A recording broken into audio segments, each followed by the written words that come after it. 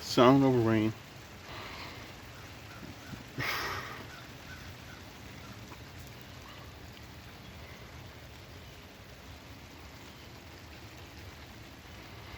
Yep, I was caught in the rain again. That's what I got to do. I was taking that apart. There was a lot of wire. I covered it when it started raining. Pushed my cart under the trunk of the SUV. It's a little chunk that I got. I was breaking. Where did I leave it? Oh, I left it under the tent. Small computer tower.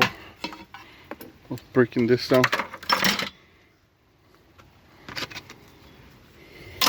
That. More copper. And I was hearing some viewers take these as mortars. Find out. Sorry, excuse me. I was saying that I was gonna try to get a good amount and take it to them, but see if they take it as aluminum breakage or motors or tin shred. But they'll sell regardless. And all the screws and small little metals all in here. Looks like it's stopping. I was almost done with that.